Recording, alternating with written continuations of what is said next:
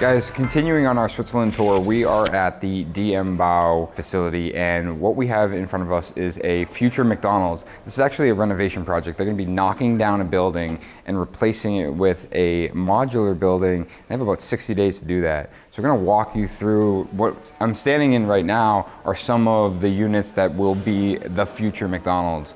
For example, this is set up for just a presentation today, but these are individual modules from post to post that will become the future McDonald's. I'm going to walk through kind of some of the pieces individually and how they're going together, but as we do, I just want to kind of point out that, you know, a lot of times in the modular construction we see all wood construction. This is a hybrid approach. So they actually work with a precast manufacturer to create the floor plate. Then they have these steel columns that eventually hold up a CLT wood panel. And you saw in that drawing of the future McDonald's, it's actually 2 stories. These are able to be stacked. A couple things to note about the size of them. They're basically limited to the size of the truck. So these are going to fit on a truck. They're hoisted up from the top, so you can pick them up. One of the questions I asked is, you know, how far does this get finished? Because if you're picking it up from, you know, a steel post, you have this concrete structure below, can you really pick it up if it's fully finished, tiled and everything? And the answer is yes. They actually don't deal with any racking or cracking. They're very careful about the way they put it together, but it's also very robust. Another thing you might notice is this looks like a Rockwool comfort board. It's actually a different manufacturer, but it's installed, which I thought it was originally for thermal, but it's actually a fire protection board. So why don't we continue to walk, and we'll kind of, you know, talk about the things that we have in place. You see all the ductwork that's being placed in these units. That's a detail that you're going to see kind of throughout. All of the plumbing, all of the electrical, all the HVAC is being installed ahead of time. This is something I see constantly in commercial construction, and I see it lacking in residential, is simple things like protecting the ductwork with the blue film, preventing anything from getting in there. It's something that we try to do a really good job with in residential construction to make sure that we're protecting the utilities. You're starting to get to see the outside of this building and how it's coming together. You get a really big window here. You have all of your furring details, some of the flashing details going in. And as you loop around here, you're actually starting to see, you know, some of the guys are working down there, but you're seeing how this is coming together, and eventually you'll see some of the cladding on the exterior. But why don't we go out to the other shop where a lot of this stuff is starting. And we'll come back to this right here. This is actually another division of their company, which is a timber shop. And we just toured the Benson Wood shop just a couple weeks ago and you see the video on our YouTube. And that it's oddly similar. And I'd like to think that, you know, maybe Benson Wood had visited the guys over in Switzerland and got some ideas and kind of expanded on that. But very similar detailing over there as far as the shop goes. Also, as we walk, really cool, they have their own tower crane in the back here. One of the things they said is that they'll take a forklift and lift these units, kind of bring them out into the yard, but eventually they make their way back here. You can see a unit over there where it's wrapped in a green tarp, and they have the ability to pick that up and drop it on a truck. Coming into the shop here, they have 2 projects going on. They have a residential home, and they also have the McDonald's. So all of those square boxes in the back there are part of that McDonald's project. 34 units make up that project. So you can see you have 1, 2, 3, 4, 5, 6, 7, 8, 9, 10, 11. You have 11 units in here. There's a handful of units in the other space, but 34 make up the future McDonald's. As we're walking down, this right here is actually part of what I was told was part of the utility room in the McDonald's project. And what I'm seeing here, timber construction, CLT panel on top, and then you're seeing the siga wet guard. Something I learned about the wet guard yesterday is that the wet guard is actually designed to be a temporary material. And what I mean by that is it's designed to protect timber during construction. They don't remove it by any means, but ultimately, you know, if they're doing a CLT project, oftentimes CLT, you do a gyp floor or a concrete floor on top. And they wanted a way to protect the CLT during construction, and also when you do put that gyp on top, that it's not leaking through the cracks and the crevices, staining the beautiful CLT from below. But they're using it in a similar situation here, is they want to be able to protect this during construction should it be raining, so the wet guard's going to do that. And of course you see all the detailing around some of these penetrations, and those penetrations are being used for future mechanicals. This portion here, and even these panels here, this is actually a residential project. You're seeing wall panels basically be built rather than a modular box. So they have the ability to kind of do both. And one of the details I loved when I saw this panel here is that you have a wood fiber exterior insulation, and then you have your furring strip. And oftentimes we see, especially in the US, the way I've seen it done a lot, is that you have your wood fiber and then you have a furring strip on top. And you're doing that typically to, connect the furring strip through the wood fiber, but also give you that air gap. And I'm not sure what the detailing is for the siding or cladding on this home, but I'm sure that, maybe they'll do a vertical, or maybe there's a built-in air gap. But I love how the fact that this is connected right to your framing and done in a tongue and groove manner. So you're getting a completely flush surface. But even from an electrical standpoint, you're going to see a lot of the electricals ran through what we call in the US or in Boston or on my jobs, we call this Smurf tube, but it's basically conduit. And I believe that this one goes from your bottom plate here up to what will be, I assume, a future electric shade on the outside of the home. So they need to make sure that they have an opportunity for that wire to get up there, especially since they're building these panels complete. What I mean by complete is over here, you're going to see that same panel built in the vertical formation. You have your wood fiber and that furring. You have your framing here, which is going to be filled with insulation. And then you have inside, you have that OSB layer that's going to be taped, and that's going to be your air control layer. And then you have this, which is very similar to kind of like a hardy panel, which eventually will get, this is your inside finish, which will eventually get a plaster finish. So they're bringing that completed wall assembly really close to complete. Essentially, you're just putting siding on the outside and plaster on the inside.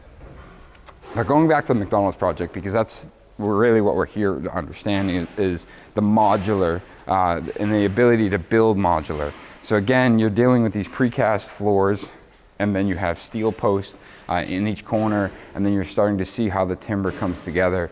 Here you're seeing penetrations already pre-made. You're seeing your corner detail. So if you look straight up here, you have your steel post that connects to your concrete floor, up to your timber. There's, I don't know, 50 nails holding that together, but it's also bolted together in the corners. And this will support your future CLT panel on the roof structure. Even things like stairs get installed, and in this, being it's a commercial space, you have this precast staircase installed already. This is actually one of the heaviest panels they had mentioned. I forget exactly what it was. I wanted to say that this modular was like something like 19 tons. Again, all the doors are already installed, all your vertical battens are installed in preparation for your panels. Even your interior space, this is a good shot of, you're seeing that cement board installed, you're seeing your door frames already installed, ready for interior doors. So this just needs to be basically the tile floor installed and then plastered on the walls. And I think there's actually a final condition over here. Yeah, actually in this stairwell, this is one of the final conditions for some of the walls. So some of the walls has this like fleece, it's almost like a fleece membrane, and that eventually will be your final condition in lieu of, say, maybe a plaster. Same thing in here. You're seeing all of your, penetration set up. So you probably have some risers and things. This, to me, looks like it could be a mechanical room. You have some ductwork penetrations and some pipe penetrations, even coming out of the wall up high. And then as you walk into like a space like this, you see what I'm going to keep calling it Smurf tube coming out of the wall. Same thing here. Even your boxes for what I would assume are future lights. I had asked why they use purple versus blue, and I guess pretty standard is to use blue everywhere. But being that this is a McDonald's has some very specific requests, and one of them is they color code all of their wire tubing for a very specific need. So that might be, say, a low voltage wire, or something that does something different than maybe just a line voltage. Again, we're going to kind of walk through some of these But you know, you're seeing how, again, you have that membrane, your interior door frames. You know, this is probably prepared for maybe a floor toilet or I'm sorry, not a floor toilet. This is for the ductwork coming up through. You have all your ductwork penetrations already prepped. Again, Smurf tube, everything is prepped. This is, you know, another staircase here. Again, all precast. So they're putting everything into these units as far as possible. We got a couple guys working down here. This is actually an accessible bathroom. So this is all precast and it's tucked underneath that staircase. So rather than just having a staircase and then trying to frame a bathroom under, they built that all in one unit. So now you'll have the ability to have, you know, your toilet, your sink. I'm not sure if there's a shower in here, but they've done that in one, you know, one material, one unit. Why don't we jump down? And then, you know, similar things like even your sewer, all of that stuff's going to be prepped. So when these things go together, you're making quick connections in the field, and then you're connecting to site conditions such as sewer lines and whatnot. So loop all the way down. There's actually this last module on the end here has what I believe is the front door on this project. And if you can kind of envision it, this will be the front of the McDonald's, and you have this big front door here. Again, they're putting up, you know, you have your vertical battens for your future panels, and then they have this rubber gasket material, which essentially will give you that black shadow gap between the panels, and we'll see that in the next shop. But this is how the exterior is coming together. You can even see up top how that wet guard is on top of that CLT wrapped over. Again, it's for the temporary protection during construction, and eventually you have that final condition for your roof. So why don't we go into the next building? So there was about 11 in there, and I believe the remaining are in here. I'm not exactly sure if all of them are. Let me find the best place to show you guys. And if you guys may wonder, this right here, we had asked, oh, this isn't a siga product, is this a smart membrane? And what it is it's actually just used for transportation. This was a product they used years ago, and they decided to continue to use it to protect the insulation during transport. And eventually when these units are put together, it becomes completely useless, really. But you can see how all the plumbing is coming together. They're using a black, this is, I believe, like a ABS pipe rather than like a PVC, which we're used to, wrapping it in insulation, probably for sound and vibration and transport. Different fittings than we're typically used to. But you could do this very similar in the States with, you know, whether it's PEX, PVC, copper, things like that. And you're actually going to see some of the water lines aren't copper, they actually use a stainless. Here's the beginning of some of the exterior cladding. So up here in Switzerland, they're actually going with a green and more natural wood tone for the McDonald's colors rather than the yellow and red that we see in the US. This is a typical detail that you're going to see, and they're getting as far as here's that rubber gasket I mentioned, and they're installing all of these panels. You're starting to see, you know, bug screen detail for your rain screen. All of this coming together, and what will happen is that, you know, panels will, you know, two units will connect once they're in their final condition, and they'll bridge a lot of those gaps with panels in between. Here's an outside corner here. Same thing with this one. So you can see like this is going to be the outside corner, whether these are being stacked or whatnot, and then they're leaving things like this open because there's some sort of final connection that has to be made in this location. And eventually that will get filled in. But again, one of the things that that he mentioned is that this has to be put together in 60 days. They're going to demo that building, and they have 60 days to get this thing put together and finished, meaning it's back up and operational. So the more they can do here, the better. Even as far as, I mean, your exterior shades are installed as well. So all of these things are being put together in the shop here. And you're starting to see a lot more units here where they're finished. They have that finished wall detail, your interior doors, your exterior windows, all of your plumbing. Again, you're seeing all of that insulation around that plumbing, continued Smurf tube, and your water lines. And there was an area where I believe it was right over here, and this is where we started the video. But they have these stainless lines. So what we would typically see is copper. They're using a stainless, but it looks as though it's also a pro press fitting. But here's a great, view of, this is going to be a future bathroom. So you have multiple toilets. You have can lights prepped on the ceiling. Right now you see the CLT. You have all the Smurf tube. What appears to be maybe a floating sink here with your threaded rod coming out of the wall, and possibly a wall type faucet up on the wall.